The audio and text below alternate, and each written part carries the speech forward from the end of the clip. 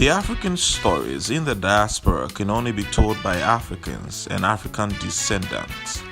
On this program, we share the experiences of Africans to educate, inform, and entertain ourselves. Diaspora Digest covers every aspect of the African, from their home culture to the new normal.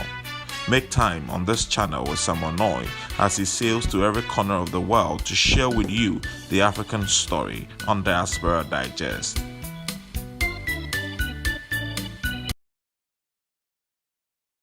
Hello people, welcome to another edition of Diaspora Digest. My name is Samuel, and if today happens to be your first time seeing this video, kindly subscribe to it by clicking on the subscribe button, and we hope to bring you more lively and entertaining videos. Today my guest is someone who claims to be from Nigeria, and I'm yet to find out if really she's from Nigeria. She's called Chichi, and she is a mathematics student. Welcome, Chioma, to Diaspora Digest. Thank you for having me. All right, so how have you been doing in the midst of COVID when everybody seems to be indoors? So? It's been a rough, little patch, but I think I still have my job and everything, so I've probably been getting through it better than others. But so far, it's pretty good for me. It's okay for me. All right.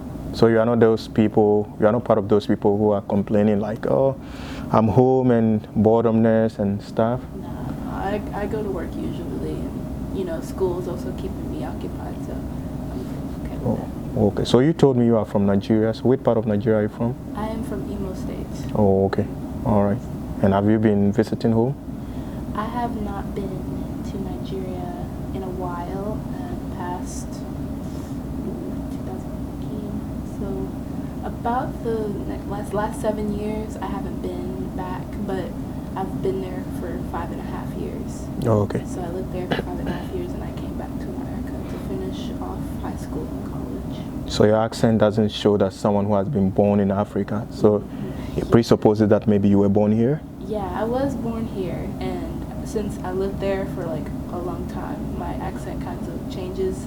It's funny because when I'm around my family here, I have a more Americanized accent, but when I moved there, you start to hear, the Nigerian accent in me. Yes. So you have Nigerian accent? I do. It depends. My accent changes where I go. Really? Who I'm around, yeah. So if I want to have a taste of or a feel of the Nigerian accent? I mean, you're talking in a Nigerian accent, so you might see me slightly shift to a more Nigerian accent the more I talk, because I'm around you, and I'm with the African Association here at A-State. Even when I'm around them, you can kind of tell that my accent kind of shifts away. Okay. It's weird, but it's how, I don't know how. I've noticed it. Noticed it definitely, especially when I travel. So what do you make of those who also say that, oh, this guy has an accent?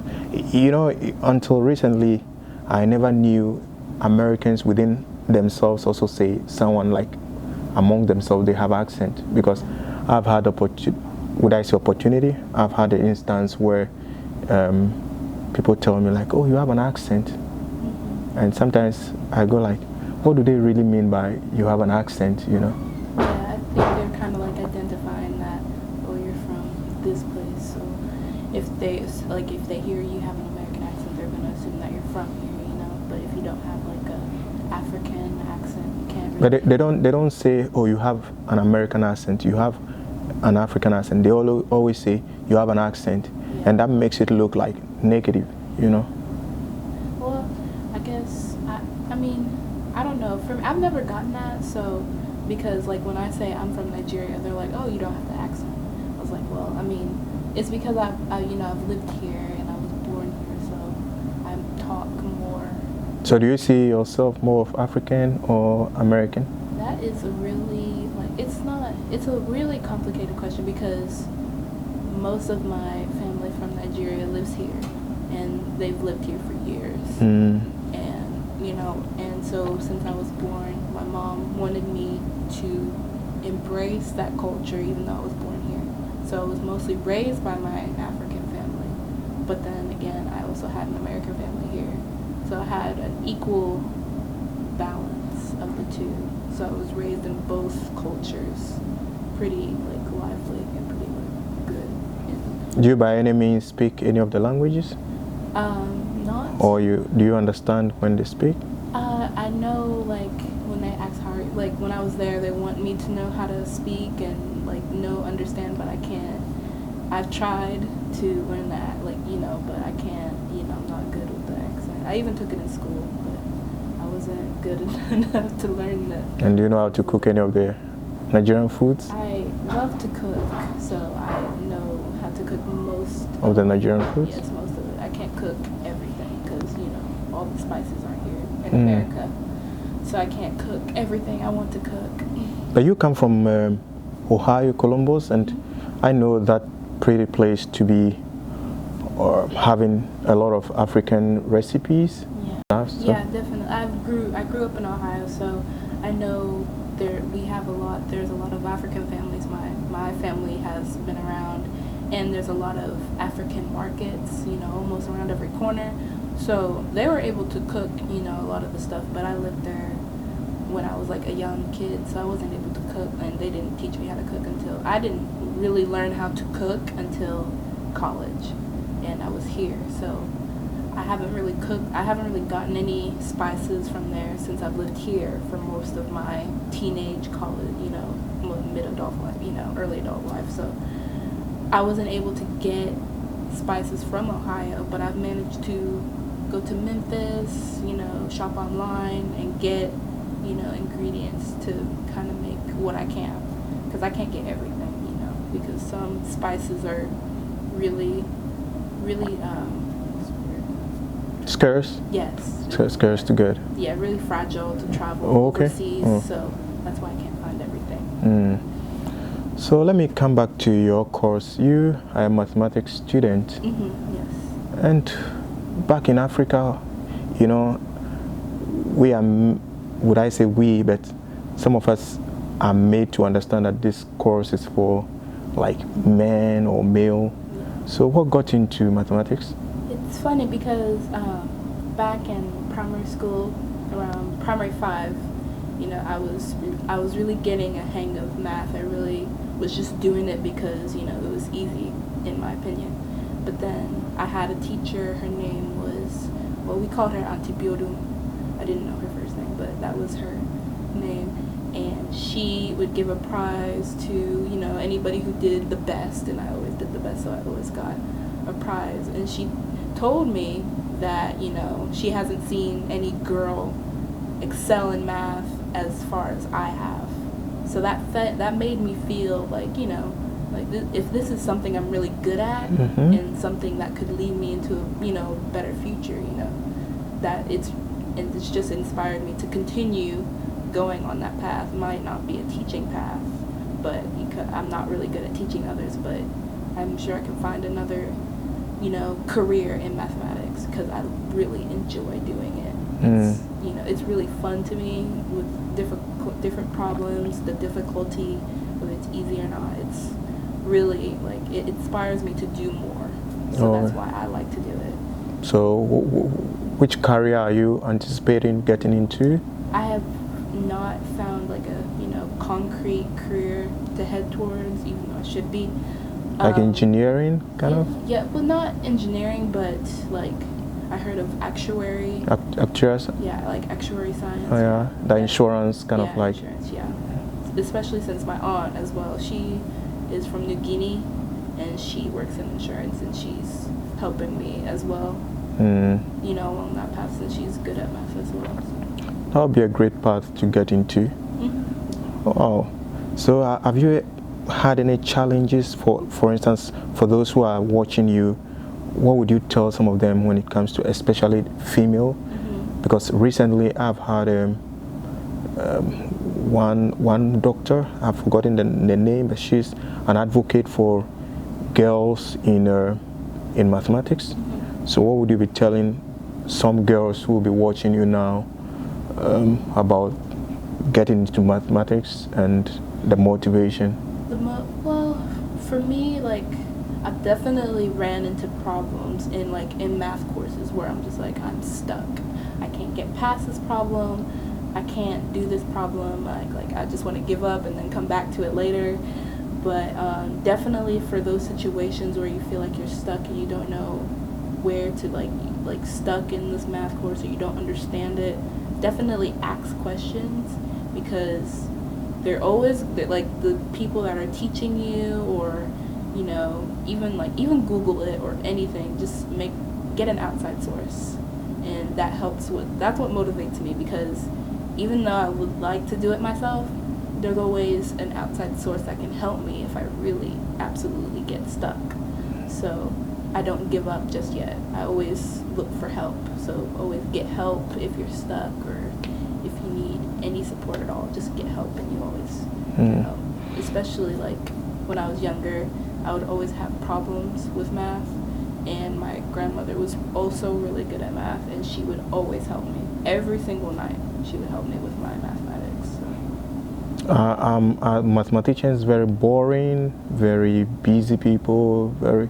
Well, it depends on I think it it's based on the person, because I enjoy math. I like doing problems over and over again. Some people find it stressful, but I'm the kind of person that likes to, if I work on something, I want to see something different every time, and that's what I find in mathematics. Even though it's a similar problem, it's different every time, and I took history of mathematics, and I found out that a lot of mathematicians also find joy that way. They try and find a solution to the problem they ask a question, like nobody's answered this question, or there's a question that hasn't been solved yet, let me try and solve it, and they find different ways, and it's always different every single time, and that's why they enjoy it, and that's why I enjoy it as well. I know you've not had enough education back home, I mean in Africa, that you did most of your education here, but would you, from the experiences you've had here, do you think Africa has a future when it comes to mathematics? Definitely, yes, it does, because I've definitely seen, some progress, even though the economy is not the best of what it should be, but definitely I've seen a lot of smart people, in Nigeria that can definitely further, the development of Nigeria, definitely speed it up. But how the economy is, it probably is slowing people down a little bit, especially in schools and everything. But I can see there being a future for Nigeria, especially with mathematics and all that. Do you foresee yourself one day going back home and helping, or maybe? If I see an opportunity that that leads me there, then yeah, definitely, because I have family there as well.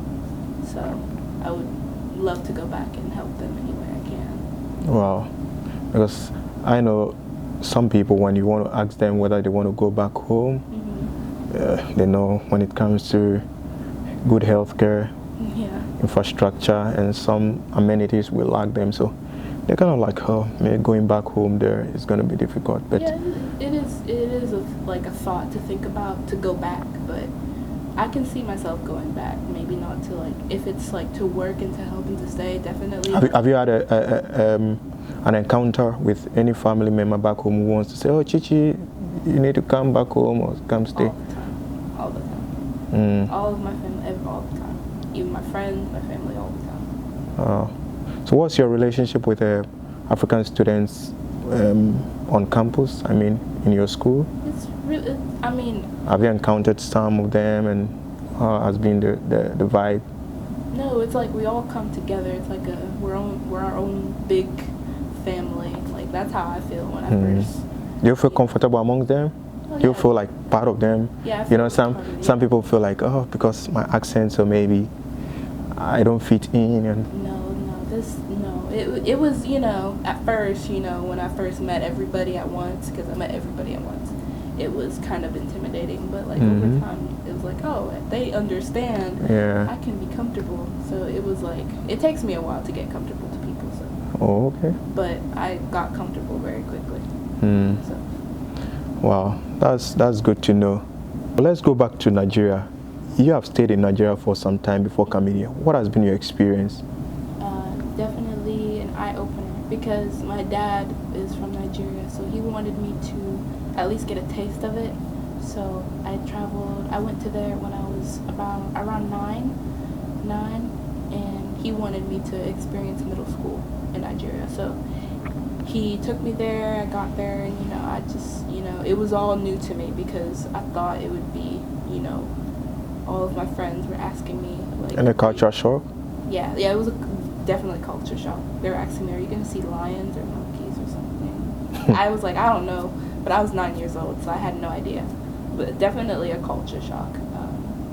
I went to school, and it was a big culture shock as well. I mean. So why do you think people ask, "Are you going to see lions? You're going to see this?" I get because I know because most of what they show on TV of Africa is lions, safari, kangaroos, and all that. And, not the city life of like Lagos or Abuja. They show, just the village parts and just like the. Do you think it's intentional?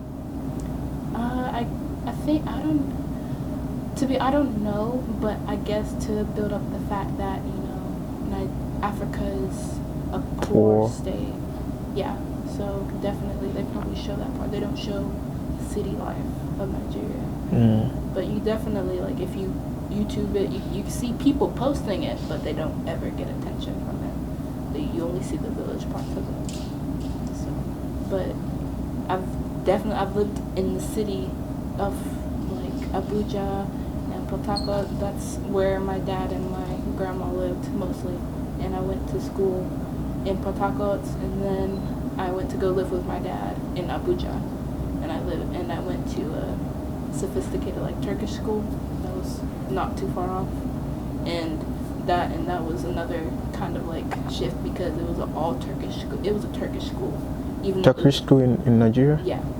And it was weird, but it was more of like a Muslim culture, so I had to learn Turkish and like the religion as well, just as a school requirement.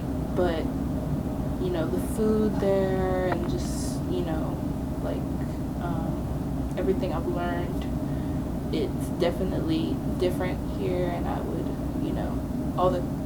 I'm the oldest, so all of my cousins and brothers, I would definitely want them to go there and experience that culture shock, because I think they need that. I think most people need that culture shock. I think a lot of people do need a culture shock at least once in their life.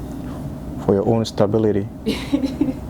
Yeah. Just to, not get used to just staying at one place all the time. It also opens you up to a lot of new things, so that you don't only get yourself confined in your own world and thinking that, like the whole world is kind of like America. Yeah. You know that there are a lot of people who do not know that, like, we have beautiful places like the Port Harcourt you're talking about, the Lagos, Abuja. There are places, I'm sure, I've not been to Nigeria before, but even in Ghana, there are places that you would see the infrastructure, the architecture, stuff, and you would wonder if it's Africa or Ghana. Yeah, my dad has a restaurant in Nigeria, and it's in Abuja, and like the first place that he opened it up at, it was in this nice little kind of like a desert island. It was surrounded by water and had like kind of forestation around it. Like an oasis kind of. Like an oasis, yes, definitely. It was really beautiful in my opinion. It was like a growing, like, they were trying to build it like a little mall center, and my dad's was like a food shop. So. Well, you need to go back one day to manage this restaurant. That's what my dad wants me to do. He definitely wants me to do that. Yeah, and I think you may give it a thought. Yeah. I might. I don't know. Maybe I'll leave that to my brother's decision. He has 2 other kids too. Oh, okay, that's fine. So, what do you do for leisure? I usually I like to play volleyball a lot. I love to stay active. I play volleyball. I've been playing since high school. So that's one of the main things I love to do. And I play video games as well. And you go to the gym too? Yeah. Not all the time. That's what volleyball's for. But yes, I do. Yes. To reduce the weight? Yeah. Yeah. That's okay. Anyway, thank you, Chichi, for granting me this interview. It's been wonderful having you on the... Thanks for having If you have not subscribed to it, kindly do so by subscribing and sharing with your friends. And we promise to bring you more.